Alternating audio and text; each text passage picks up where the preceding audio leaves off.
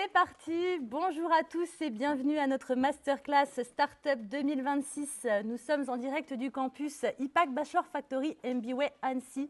Donc bienvenue à tous ceux qui nous rejoignent en ligne et bienvenue donc à ceux qui sont présents avec nous. Donc on se retrouve autour d'un moment privilégié pour s'inspirer, pour échanger et apprendre autour de la démarche entrepreneuriale. Donc nous avons la chance aujourd'hui d'accueillir Youssouf Traoré. Merci d'être avec nous, le cofondateur de l'entreprise Canaille Spirit, donc qui va nous partager son parcours, ses réussites, ses défis et ce challenge. Oui. Donc le format est très simple, je le rappelle avant de commencer. Donc nous sommes en live, nous aurons 1 heure à passer ensemble autour du témoignage de Youssouf. Nous aurons également des temps de quiz où vous allez pouvoir interagir directement et répondre aux questions. Même ceux qui sont dans la salle, rejoignez le lien Livestorm pour pouvoir répondre aux questions. Et puis, nous aurons également sur le temps de la fin de la présentation un moment de questions-réponses. On a reçu énormément de questions de la part des campus. C'est un sujet inspirant. Et donc, vous aurez également l'occasion ici présent de participer. Donc, n'hésitez surtout pas. C'est parti ? Oui. Youssouf, est-ce que tu peux te présenter, s'il te plaît ? Déjà, merci de me passer la parole. Et, avec plaisir. Bonjour à tous. J'espère que vous allez bien. Et j'en profite, on est quand même le 30 janvier. Je vous souhaite bonne et heureuse année. Voilà, santé et beaucoup de succès dans vos projets. Je m'appelle Youssouf Traoré. Voilà. J'ai 38 ans. Je suis né en Côte d'Ivoire, mais d'origine malienne, donc de parents maliens. Je suis arrivé en France pour poursuivre mes études supérieures à l'IAE d'Annecy-le-Vieux. Et donc, par la suite, j'ai fait un BTS en assistant de gestion PMI-PME. Excuse-moi, est-ce que tu peux mettre la slide peut-être ? Oui, pardon. Merci. Voilà. Excusez-moi. Donc voilà, j'ai 38 ans, comme je disais. J'ai fait un BTS en gestion d'entreprise PMI-PME. Ensuite, j'ai fait une licence économie et gestion. Après ma licence, j'ai continué dans un master à l'IPAC Bachelor Factory, enfin MBA, où j'ai fait un master 2, commerce, management et entrepreneuriat. Et c'est à la suite de ce master 2 que je suis arrivé à l'IPAC avec l'idée de créer ma propre société, en ayant déjà eu l'idée de la boisson Canaille Spirit. Mais bon, je vous expliquerai l'histoire un peu plus loin. Ouais. Donc, aujourd'hui, je suis là en tant que cofondateur de Canaille Spirit.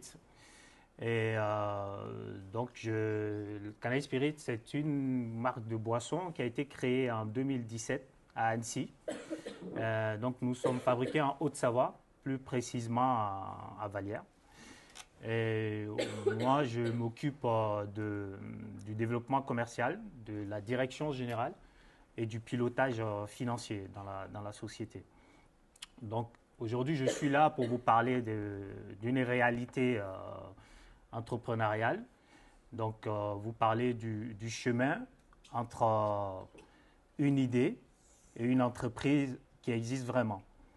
Et donc, Canaille Spirit, ça a été une expérience terrain. Donc, l'entreprise s'est construite sur le terrain avec des décisions, des erreurs et aussi des apprentissages. Voilà. Alors, explique-nous quel a été le déclic finalement. Alors, le déclic de Canaille Spirit, ça a été, imaginez un soir d'été, après un match de basket, avec Alain, qui est mon associé, que vous voyez sur l'image. Donc, on avait soif de boissons naturelles et saines, mais sauf qu'il n'y a que 2 options qui s'offraient à nous. C'est soit des boissons trop sucrées ou de la bière. Et on n'avait pas envie, après avoir fait du sport, consommer ces 2 boissons, soit trop sucrées ou de la bière. Donc, on a tout simplement on s'est posé une question simple, c'est pourquoi les boissons apéritives sont-elles souvent fades, peu naturelles et peu originales. C'est à partir de cette frustration qu'est née l'idée de Canaille Spirit. Donc, le déclic vient toujours d'un usage réel. Voilà. Merci. Alors, on va passer déjà au premier quiz, au premier sondage. Donc, je vous invite à rejoindre le lien si ce n'est pas déjà fait et pouvoir répondre à la question. Donc, je vous la lis. Selon vous, quelle est aujourd'hui la principale motivation des consommateurs qui choisissent une boisson sans alcool à l'apéritif? Je vous laisse un petit temps pour trouver la bonne réponse.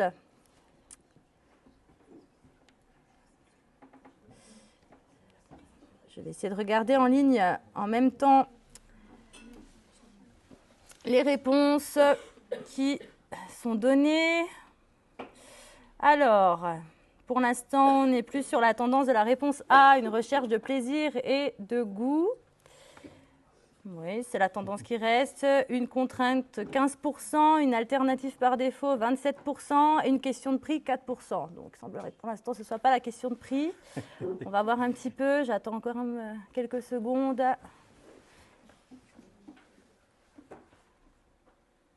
Alors, bon, il semblerait que ça se dessine.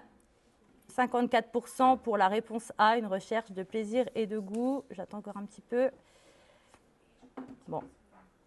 Je ne sais pas s'il y a eu des influences ou pas, mais en tout cas, il semblerait que ce soit la réponse A qui a été sélectionnée par nos auditeurs. Est-ce que tu peux nous dire si c'est la bonne réponse ou pas? La bonne réponse, je dirais que je pense que tu as le slide. Oui, j'arrive. C'est effectivement une recherche de plaisir et de goût. Donc, c'est la réponse Voilà. C. C'est la réponse plutôt Raté. C, je dirais. Voilà. Mais bon, on va dire qu'il n'y a pas de mauvaise réponse.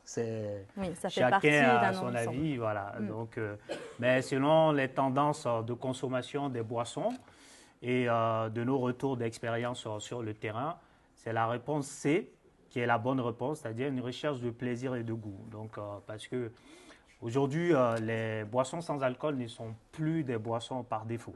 Voilà. Le sans-alcool se développe de plus en plus et les magasins font de la place pour les boissons apéritives sans alcool.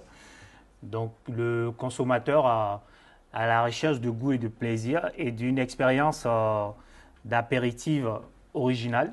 Et donc à partir du moment où la boisson elle est bonne, originale, l'alcool, le sans-alcool devient secondaire. Voilà. Donc, c'était la réponse C. Très bien. Alors, explique-nous la naissance du projet, s'il te plaît. Concernant la naissance du projet, je reviens un peu en arrière quand j'ai parlé de l'idée qui est née de cette frustration de boissons qui manquent d'originalité. Et ce soir d'été, on a pensé à la recette de grammaire que tout le monde connaît, le miel, citron, gingembre, qu'on avait l'habitude de boire chaud. Sauf que ce jour-là, on l'a bu frais, en plein été. Et une seule chose nous est venue en tête en ce moment-là, c'est « waouh ». Voilà. Et à partir de ce mot « waouh », on s'est dit avec Alain, pourquoi ne pas en faire une boisson originale et qui sort des sentiers battus, c'est-à-dire une boisson qui à l'origine peut se consommer frais ou chaud et garder ses valeurs originelles, c'est-à-dire une boisson qui va être sur le marché, qu'on peut consommer frais ou chaud, et en plus de ça, apporter de la gourmandise et permettre qu'on puisse en faire, comme on puisse utiliser comme base de cocktail aussi. Donc, Canaille Spirit, la naissance, ça a été ce mélange de recettes de grammaire. Et par la suite, on est passé par une phase d'étude de marché. Et on a commencé par analyser le marché des boissons sans alcool, à comprendre les besoins des consommateurs sur ce marché. Et on a travaillé sur l'identification aussi des opportunités, voilà, du projet. Et surtout, travailler sur un positionnement clair de Canaille Spirit sur ce marché. Voilà. Donc, il fallait à ce stade qu'on cadre le projet et pour pouvoir passer aux étapes suivantes. Voilà. D'accord. Donc, concernant l'étude de marché, peux-tu nous en dire plus? Ben, l'étude de marché, elle a été très concrète. Voilà. On a commencé par les études documentaires, c'est-à-dire les recherches sur Internet, les, les, les, les, les informations qu'on pouvait trouver via l'INSEE, donc les informations sur le marché des boissons sans alcool, les revues spécialisées. Et par la suite, on a aussi fait des dégustations de terrain afin de récolter les avis des consommateurs. Aussi les retours des clients directs, parce que les clients pour nous, c'est les magasins. Et donc, on a récolté les avis de ces clients-là. Donc, on a mené aussi des tests en conditions réelles. C'est, par exemple, moi, j'ai un exemple d'un ami à qui j'ai fait goûter le mélange. Et je lui ai dit, tiens, goûte cette boisson. Je l'ai trouvé très sympa. J'ai découvert dans une boutique. J'ai trouvé ça très original. Je ne sais pas ce que tu en penses. Donc, il a goûté et il m'a fait son vrai retour. Je ne lui ai pas dit au départ que c'était moi qui étais à la base de l'idée. Donc, il m'a fait ce retour qui nous a permis voilà, d'améliorer la recette et de travailler sur l'amélioration du projet. Donc tout ça pour dire que le marché et le terrain a toujours été le juge qui nous a permis de progresser. Donc tu avais déjà au préalable conçu ta boisson quand même, et tu l'as fait tester pour ensuite la réajuster. C'est ça. D'accord. Parce que une idée n'est jamais parfaite au départ. Bien sûr. Voilà. Donc il faut accepter les critiques, les retours, que ce soit positif ou négatif. Et ça permet d'améliorer le projet et de proposer à la fin un produit satisfaisant et qui plaît. Voilà. Très bien. Alors, ensuite, on passe effectivement donc la phase de test, tu nous en as parlé. Est-ce que tu veux ajouter quelque chose sur ça? Pour la phase de test, on est allé encore plus loin dans la recherche d'informations et le test du produit sur le marché. C'est qu'on a développé un proof of concept. Donc, c'est d'évaluer la faisabilité du projet sur le terrain. Parce qu'on peut avoir la meilleure idée au monde.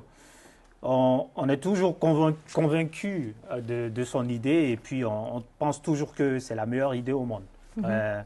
Mais il faut toujours confronter l'idée à la réalité. Donc, c'est ce qu'on a fait en faisant ces tests et en surtout nous appuyant sur nos premiers partenaires, qui a été Carrefour. Donc, voilà, nos premiers partenaires locaux. Les Carrefour Provencia, qui a été la première enseigne à nous donner notre chance, en commençant par 10 magasins pour mener les tests. Donc, on a fait les tests dans 10 magasins Carrefour Provencia, sur les marchés, lors des événements. Et à la suite de ces tests, on a récolté les informations, on les a analysées. Et toutes ces informations nous ont permis d'ajuster la recette, d'ajuster aussi le prix et le packaging du produit. Voilà. Comme vous pouvez voir, là ce sont nos premiers packaging, voilà, qui étaient sur le marché. Donc, on a, grâce au test du terrain, comme j'ai dit, le travail de proof of concept, ça nous a permis d'améliorer le packaging, voilà, et d'avoir un positionnement clair. Ouais. Okay. Et pour récolter les informations au sein des enseignes qui t'ont fait confiance, au sein des magasins, donc vous aviez des personnes sur place ou comment ça s'articulait? On allait nous-mêmes. D'accord. Ouais. Donc, c'est tout ce que je vous raconte là, c'est pas, c'est des choses, c'est du vécu. Voilà. On allait nous-mêmes, Alain et moi, sur le terrain, on faisait les dégustations. jusque là, hein, jusque maintenant, je vais dire, on travaille 7 sur 7. Et donc, on allait sur le terrain les week-ends, samedi, pour faire des dégustations afin de récolter les informations. Et tout ce que je vous raconte là depuis le début, on n'est que deux, Alain et moi, qui avons mené tout ça, tout ce que vous voyez. D'accord, oui, c'était un vaste travail. Encore aujourd'hui, on en reparlera. C'est un gros chantier et il ne cesse de grandir. Et c'était pas trop perturbant d'avoir des retours de consommateurs en direct sur sa propre marque? Vous leur disiez que vous étiez les fondateurs ou vous faisiez le client mystère ou en tout cas le vendeur mystère? Jusqu'à aujourd'hui, j'ai dit rarement que je suis le cofondateur de la marque pour avoir des retours sincères. D'accord. Donc, même quand je vais en magasin, je me présente toujours comme un commercial qui vient suivre le produit, qui vient relever les prix et qui vient vérifier le merchandising. Voilà, ça permet d'avoir des retours sincères et ces réponses nous permettent de nous améliorer sans cesse. Voilà. Bien sûr. Très bien. Alors, on passe au deuxième sondage, au deuxième quiz. Donc, je vous invite, comme pour le premier, à retourner sur le live et à répondre à la question que je vais vous lire également. Selon vous, qu'est-ce qui a eu le plus d'impact dans la validation du projet Canaille Spirit? Donc, je vous laisse un temps de réponse. Et on va voir si cette fois-ci, la réponse sera la bonne.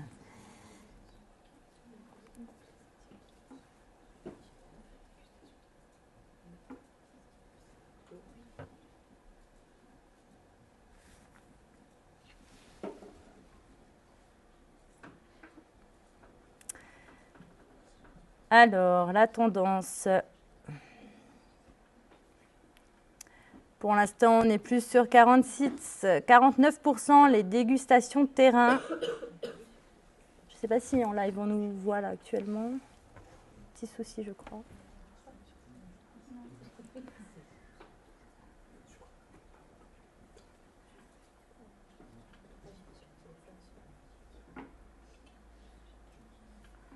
Ah, nous revoilà en live. Donc, 48% pour l'instant sont la réponse des dégustations terrain.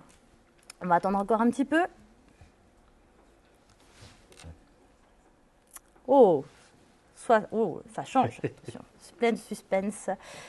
59% dégustation terrain. Non, ça a rechangé. Ou alors je ne suis pas connectée en même temps, mais... Alors...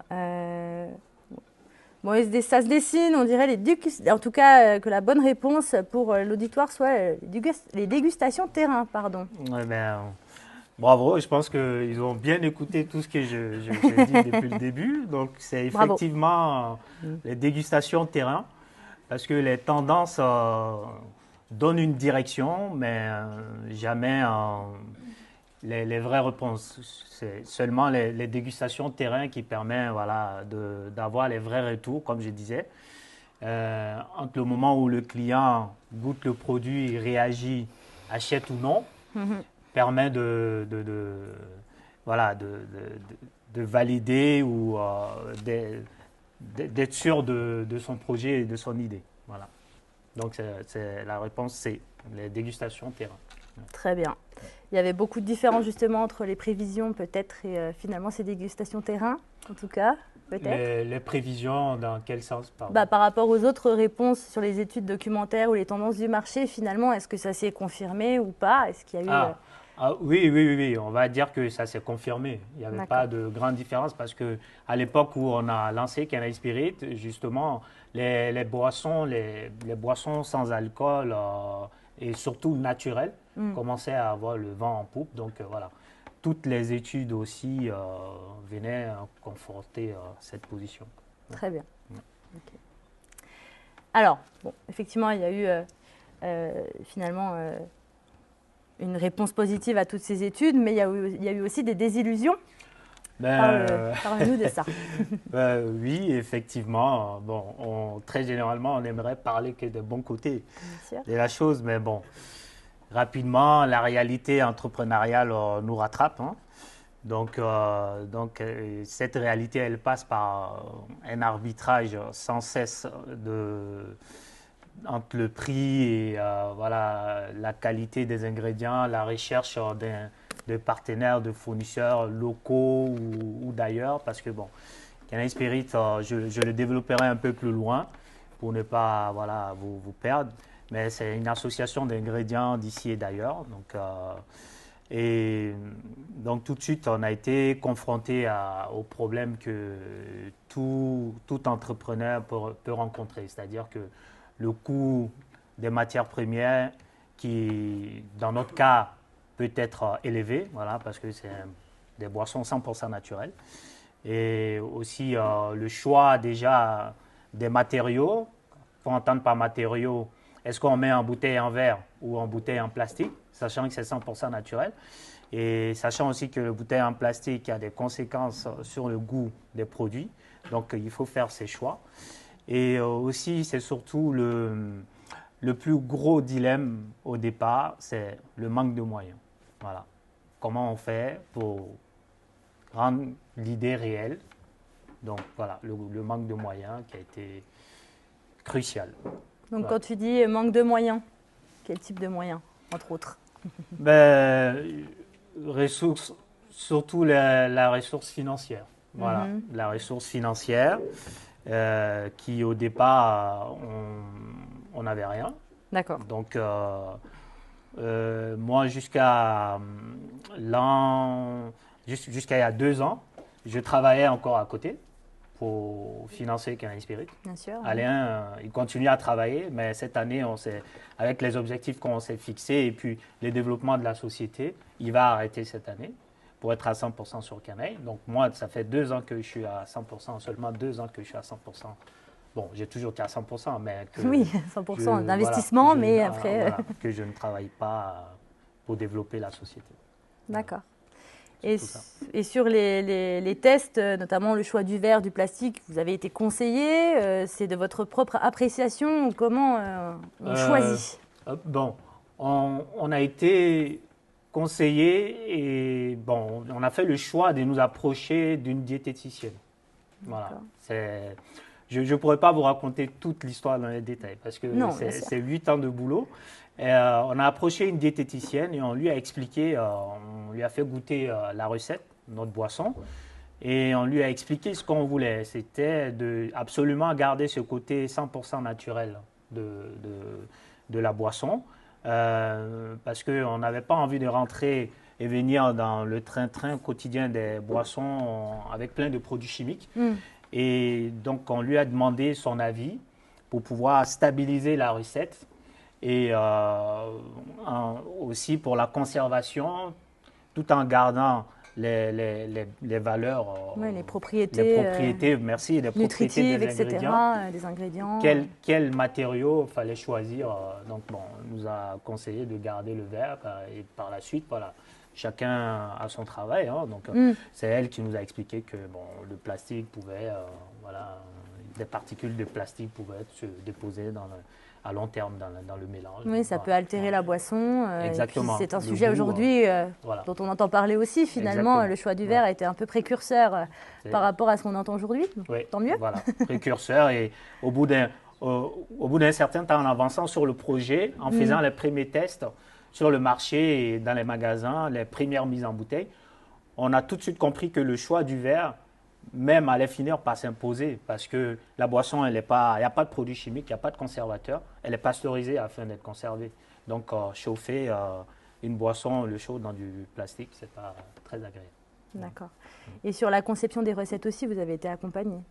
Sur la conception des recettes aussi, on a été accompagné par cette diététicienne afin d'équilibrer la recette. Et pour pas que la boisson soit trop sucrée, mais tout en étant gourmande. Donc voilà. Et respecter votre positionnement aussi. Voilà. Il y a eu un vrai travail d'équilibriste pour pouvoir avoir une bonne recette. Très bien. Et on voit aussi que donc il y a une recherche de fournisseurs locaux. Juste sur la slide d'avant. Est-ce que tu peux nous en parler? Les recherches de fournisseurs locaux, on a trouvé notre fournisseur de miel, par exemple, sur le marché d'Annecy, qui est rue Sainte-Claire, qui s'appelle Miel Belle, qui est aujourd'hui associé à Cannabis Spirit pour nous fournir un miel. Et pour le jus de pomme qui est dans le mélange, on a approché Thomas Le Prince, qui est un arboriculteur et puis bon, un fruitier de la région qui est basé à Vallières. Et donc, qui est aujourd'hui notre partenaire industriel. Et donc, on a fait cette démarche d'aller le voir. Et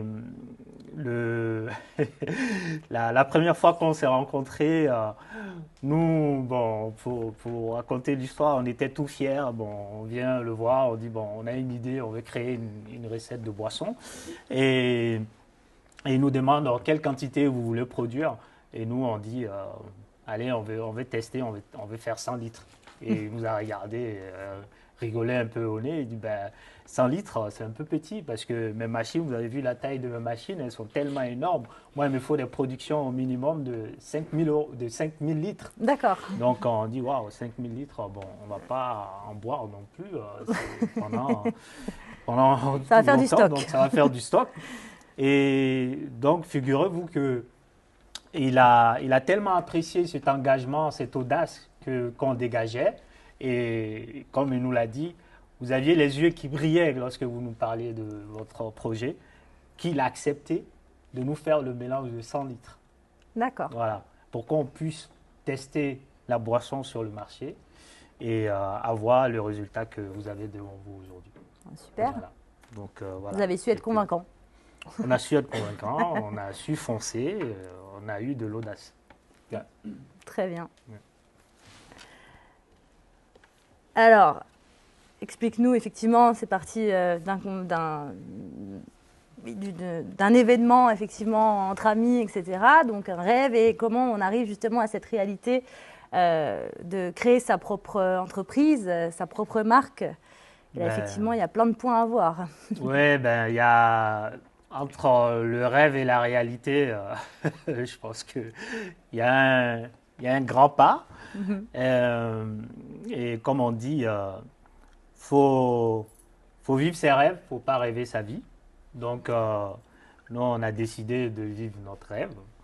Et en commençant par avoir déjà une idée, et par la suite de cette idée, travailler, mettre cette idée en exécution, avoir une recette et approcher les premières personnes, convaincre, voilà, les premiers clients, et aussi à travailler sur la construction d'une image d'une marque, d'une image de marque, et de travailler sur le packaging, de prendre en compte les réglementations en vigueur, voilà, et surtout de trouver la trésorerie nécessaire pour pouvoir lancer les premières bouteilles et gérer avec prudence cette trésorerie. Et puis commencer les premières ventes, parce que sans vente, il n'y a pas d'entreprise. Et donc, le tout aussi, ce qui était important, c'était de voir si le modèle économique était viable, voilà, parce que c'est très important. Il ne suffit pas d'avoir une idée et puis c'est dire, croire que, voilà, en un claquement de doigts, tout va marcher, mais est-ce que cette idée, elle est viable? Et donc, on a vérifié la viabilité, si je peux me permettre, de cette idée avant aujourd'hui d'accélérer la croissance. Et parce qu'on arrivait à un niveau aujourd'hui où on a prouvé l'existence du marché. Maintenant, il faut la trésorerie nécessaire pour dupliquer ce qu'on s'est déjà fait. Voilà. D'accord. Donc, cette étape de passer du rêve à la réalité, c'est composé de tous ces éléments. Et elle a pris du temps, j'imagine, aussi. Elle a pris beaucoup de temps. Elle a pris beaucoup de temps. Mais on y parvient grâce à de bons conseils aussi. Parce que les moyens, la trésorerie, voilà, on a souvent tendance, lorsqu'on a une idée, à penser tout de suite au financement et par la suite de comment je vais gagner de l'argent.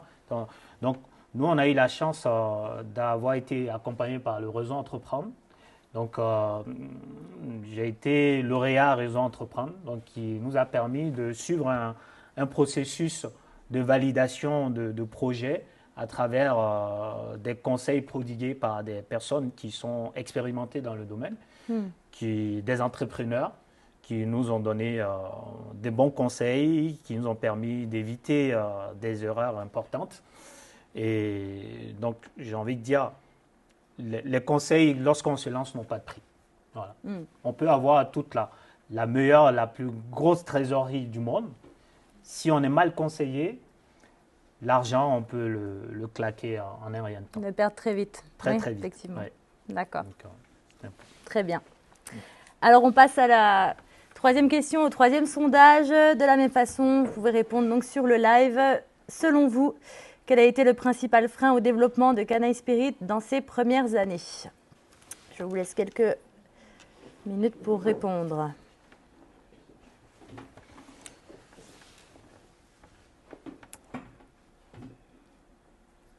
Alors, la trésorerie semble remporter les sondages. On attend un petit peu. Non, mais je pense qu'ils ont bien écouté. Surtout chez Canaille Spirit, on adore l'essai. On attend un petit peu.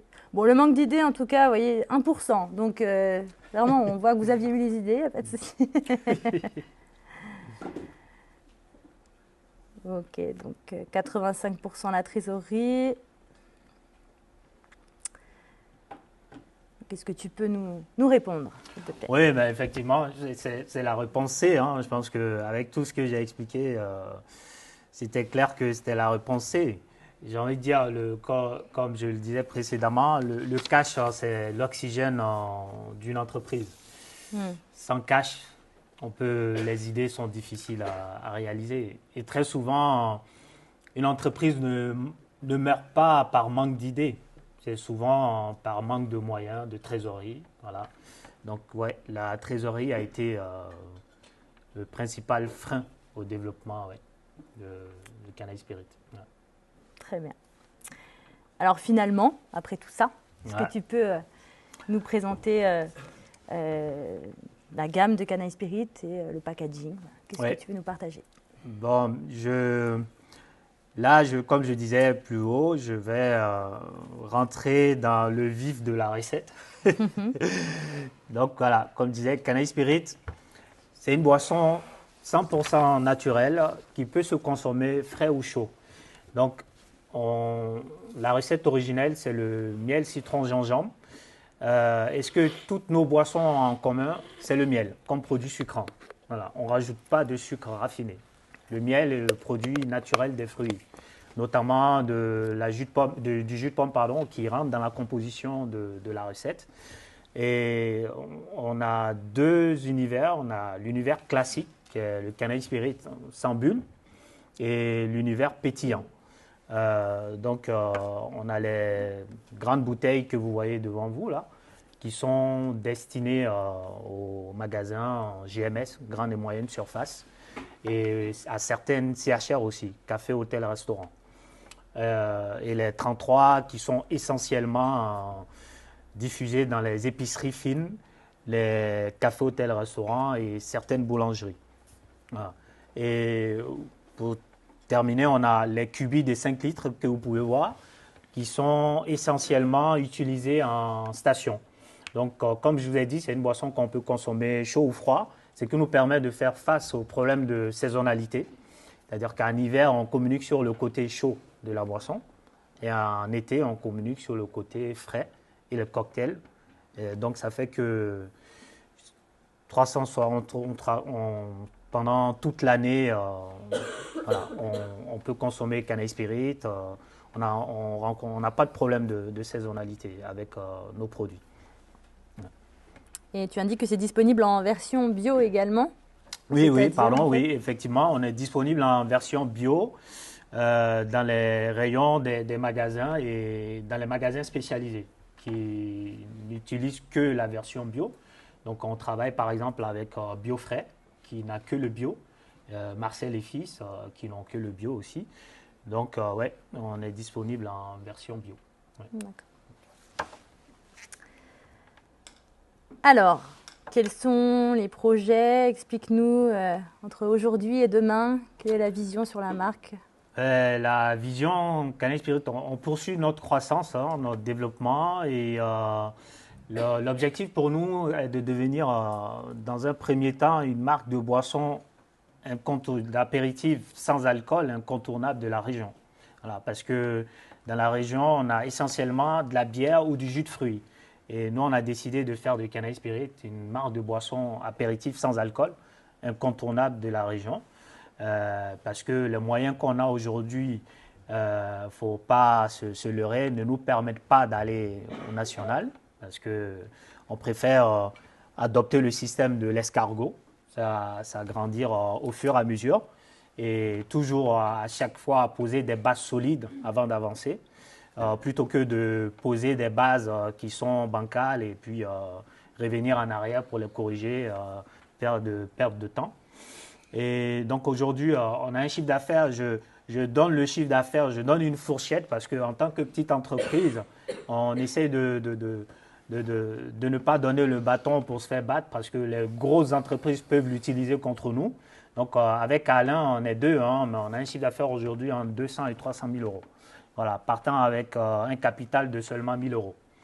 Donc voilà, c'est pour vous dire à quel point le travail abattu a été important. Et il continue toujours, mais donc on est content de ce qu'on a réalisé jusque-là.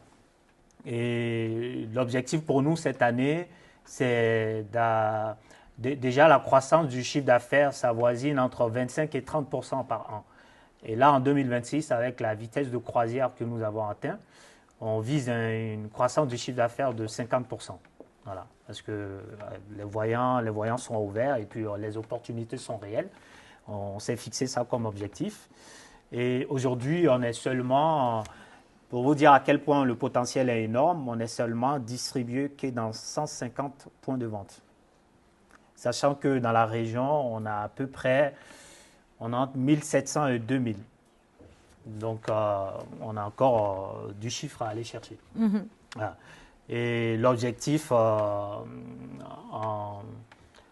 3 ans, qu'on s'est fixé comme objectif, en ayant levé des fonds, à aller chercher des millions d'euros de chiffre d'affaires. Donc sur l'année 2026 ou prévision de plusieurs années? Sur une prévision de 3 ans, parce qu'il faut être réaliste. Bien sûr. Voilà, sur l'année 2026, on prévoit une augmentation de 50% du chiffre d'affaires, mais on sait qu'on ne peut pas aller chercher les millions d'euros de chiffre d'affaires sans avoir le stock nécessaire en face. Oui, donc, pour avoir ce stock nécessaire, il faut avoir du cash pour produire et pouvoir répondre à la demande. Ouais, donc il faut être sur tous les fronts en même temps et voir comment ça s'articule. Exactement. Okay. Et en tant que start-up, on est toujours obligé d'être sur tous les fronts. Voilà. On gère à la fois la vision stratégique, opérationnelle. Donc voilà, on fait tout. Pour donner un exemple concret, ce matin, avant de venir vous voir, j'étais en livraison à Super U Bourg-Saint-Maurice. Voilà. Voilà. Là, aujourd'hui, je suis devant vous. Parfait. Et donc, tu parles sur ta slide d'une réflexion sur un nouveau goût aussi. Il y a des nouveaux produits envisagés, produits bientôt. Oui, il y a des nouveaux produits. Donc, on est en train de travailler sur une 3e recette qui viendra appuyer ces 2 recettes déjà existantes. Donc là, le jaune, vous avez le miel, citron, gingembre. Donc, le rouge, je n'en ai pas trop parlé, mais c'est pomme, miel, hibiscus, verveine. Voilà. Donc, on est en train de travailler sur un 3e goût qui reste pour le moment secret. Vous m'en excuserez. Mais je peux vous donner un indice. J'ai dit soleil. Donc, voilà, pour apporter un peu de joie avec ce temps moussade. Donc, voilà, on travaille sur un 3e goût. Et en parallèle, on travaille aussi sur de la diversification qui passe par le miel que vous voyez sur l'écran. Donc, on a, dans la continuité de créer des recettes originales qui sortent des sentiers battus, on a travaillé sur le miel. Le miel, c'est un ingrédient qui est difficile à travailler, mais on a créé un miel gourmand qu'on appelle.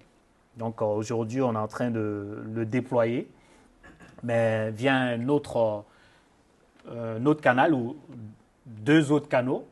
essentiellement en épicerie fine et en boulangerie, pas en GMS.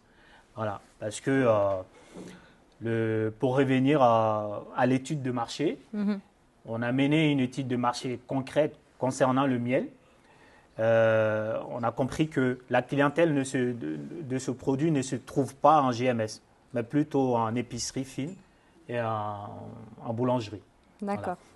Voilà. Et donc aujourd'hui, le miel, on a le goût hibiscus framboise, voilà. Le miel avec le miel au gingembre et le miel cacao amande. Voilà, que nous sommes en train de peaufiner, notamment le cacao amande. Mais l'hibiscus framboise existe déjà, et le gingembre aussi. Donc voilà, c'est du miel gourmand. Ça permet à la nouvelle génération parce que contrairement à nos parents, notre génération n'est pas très friand du miel. Et donc on a retravaillé le miel de sorte qu'on puisse l'utiliser comme une tartine, voilà, sur du pain, ou à mettre dans du yaourt. Donc à la place du sucre, le miel, c'est bon pour la santé. Donc vous développez ce produit sur cette diversification. Et on a fait le choix aussi de ne pas l'appeler Canaille Spirit, mais plutôt Honey Fresh.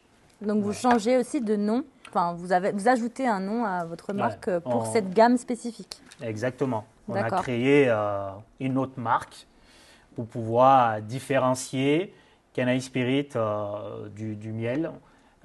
Sachant que le miel sera diffusé via d'autres canaux. Et donc, pour ne pas aussi qu'il y ait de l'amalgame, parce que bon, très souvent aussi, les épiceries fines et les boulangeries aiment avoir des produits rares, particuliers. Donc, on repositionne la marque sur un autre produit, un autre nom de marque, tout en gardant, j'imagine, l'esprit Canaille Spirit. Tout en gardant l'esprit Canaille, en apportant de l'originalité, sortant des sentiers battus. Toujours. Très bien. Alors, eh bien, est-ce que finalement tu peux nous résumer ces 3 messages clés sur cette démarche entrepreneuriale? Oui, le message clé, c'est simple. Hein. Je pense qu'une idée ne vaut rien sans réalisation, sans exécution. Donc, avoir une idée, ça ne suffit pas. Il faut passer à l'acte. Et aussi, il faut comprendre une chose, c'est que le marché a toujours le dernier mot. Donc, il faut toujours... Le marché reste le meilleur juge concernant un produit. Et aussi que l'entrepreneuriat, c'est une gestion de projets en permanence. Voilà. Et si je peux rajouter un autre point, l'entrepreneuriat est une gestion, pour le dire autrement, de problèmes en permanence. Voilà. Bien sûr. Voilà. Donc, si je peux, pour finir sur ce dernier slide, s'il y a quelque chose que j'aimerais que vous reteniez, ce ne sont pas les bouteilles Canaille Spirit qui sont là devant vous. Ce n'est pas tous les chiffres que je vous ai cités, du chiffre d'affaires, la croissance. Enfin, voilà. On n'a pas eu la meilleure idée non plus du monde. J'aimerais que vous reteniez juste qu'un soir d'été, après un match de basket, pour rester poli, on avait un peu ras-le-bol de consommer des boissons qui ne nous ressemblaient pas. Et donc, on est parti d'une frustration. Et à partir de cette frustration, on a eu l'idée de Canaille Spirit, donc, qui est aujourd'hui ce success story que vous avez devant vous. Mais au départ, avec Alain, on n'avait rien. On n'avait pas de réseau, on n'avait pas de moyens. Et on ne savait pas par quoi commencer. Mais sauf qu'on y est allé. On a testé, on a échoué, on a corrigé, on a recommencé, encore et encore. Donc voilà, ayez de l'audace. Et pour terminer, ce que je vous dirais, c'est si un jour vous avez une idée et que vous êtes fatigué de voir cette idée qui stagne, qui n'avance pas, que vous ne vous en sortez pas, pensez à une chose, c'est qu'une entreprise commence toujours par un inconfort. Voilà. Et la différence, c'est que certains refusent d'ignorer cet inconfort et passent à l'acte. Voilà. Donc, n'hésitez pas. Merci beaucoup. On peut déjà vous applaudir. Nous allons pouvoir passer aux questions qui ont donc été nombreuses de la part de l'ensemble des campus. Et effectivement, pour vous qui êtes avec nous, n'hésitez pas à lever la main. J'espère que vous avez plein de questions à poser, même si voilà, on a déjà eu beaucoup de détails. Mais voilà, on va passer donc aux questions. Alors, la première, quelles erreurs avez-vous faites au départ?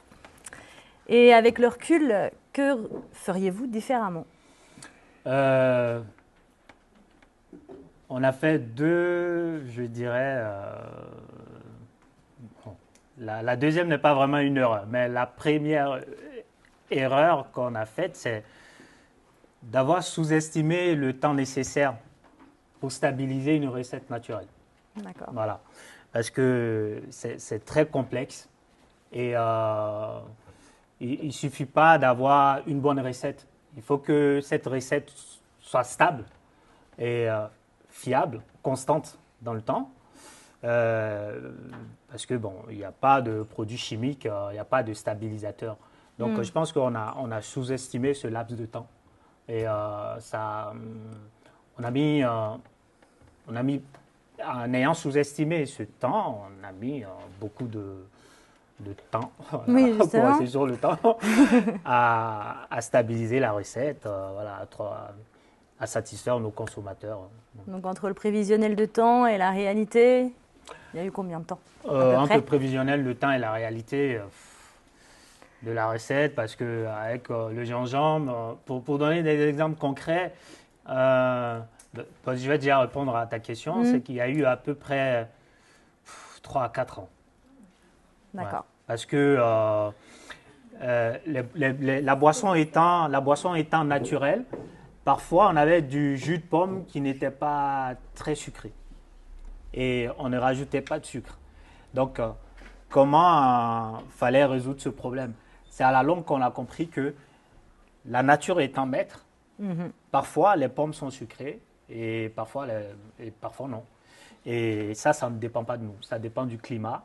Oui. Et, sauf que la solution qu'on a trouvée à ce problème, c'est qu'on a demandé à notre partenaire industriel de partir sur la recette, de partir sur des pommes à maturité, voilà, désormais pour nos recettes. Pour enlever ce risque de sucrosité voilà. qui va altérer la recette. Exactement. Okay. Donc, on a décidé de partir sur des pommes, tout le temps sur des pommes à maturité. Voilà. Donc, ça nous a pris pas mal de temps. Et la deuxième erreur, si je peux appeler ça ainsi, c'est d'avoir commencé sans moyens. Donc, pourquoi je ne veux pas vraiment appeler ça une erreur? Parce que ce n'est pas une erreur en soi. Et une erreur en elle-même n'est pas un problème. C'est quels sont les moyens qu'on met en œuvre pour la corriger et avancer. Voilà. Donc, l'erreur fait partie du processus. Très bien. Est-ce qu'il y a une question dans la salle? Il faut en trouver une. Alors, je continue, parce que j'en ai plein d'autres. Justement, on parlait de trésorerie, on parlait de financement au départ, et c'est une question qui est beaucoup revenue. Donc, je te la repose parce que je pense que tu peux encore nous l'expliquer. Donc, comment avez-vous financé le lancement de Canaille Spirit et quel rôle a joué la trésorerie dans vos décisions? En Canaille Spirit, on l'a financé, je pense que en partie par nos propres moyens, voilà, donc nos propres fonds. Nos petites économies et aussi par comme j'ai dit, j'ai été lauréat à Réseau Entreprendre, voilà, qui permet de bénéficier d'un prêt d'honneur à hauteur de 30 000 euros. Mais ce qui est important à savoir avec ce prêt, c'est qu'il vous engage personnellement. Donc, c'est-à-dire que le risque est pour vous, pas pour la société. C'est-à-dire que même si la société coule, vous avez la responsabilité quand même de travailler et rembourser ce prêt. Donc aujourd'hui, ce prêt, on l'a remboursé. Ouf. On n'a pas de dette. Et il y a eu beaucoup de réinvestissements du bénéfice. On a fait le choix avec Alain, dès le départ, de réinvestir le bénéfice pour une croissance organique. Parce que les banques, je pense qu'il y a des banquiers dans la salle, ne financent pas la trésorerie. Voilà. Et donc, ça a été beaucoup de financement sur du fonds propre, du réinvestissement, du love money de nos proches qui nous ont fait confiance, qui ont cru en nous, ben, quand on a remboursé, mais qui ont cru en nous. Et je pense que c'est très important aussi d'avoir des personnes autour de soi qui croient en vous et qui vous soutiennent dans votre engagement. Et les décisions par rapport à la trésorerie, elles sont simples. N'ayant pas une grosse trésorerie, nos décisions sont toujours prises en fonction de l'évaluation du risque entre le cash disponible et l'ampleur du projet. Donc voilà, avec Alain, on se consulte tout le temps et on se pose une seule question avant d'engager les frais, c'est est-ce qu'on a les moyens d'absorber ce projet qu'on veut lancer. Voilà. Et ce risque aussi, si ça ne fonctionne pas comme on l'a prévu. Exactement.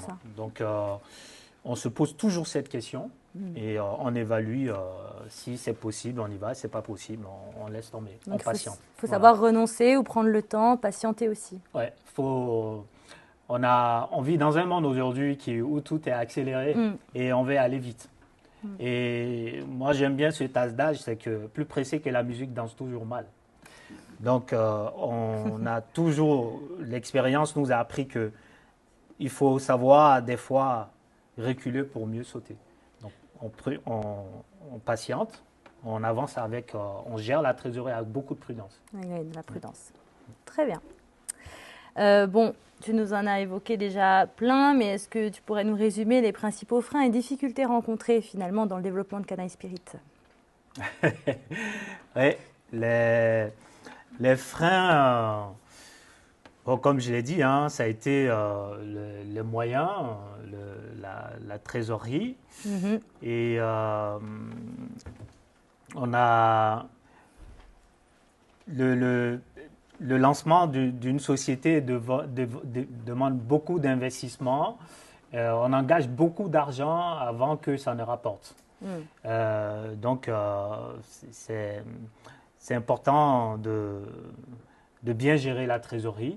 Et aussi, il y a un frein qui est important, c'est l'industrialisation. C'est la fabrication de la recette de la boisson à l'état, au niveau industriel.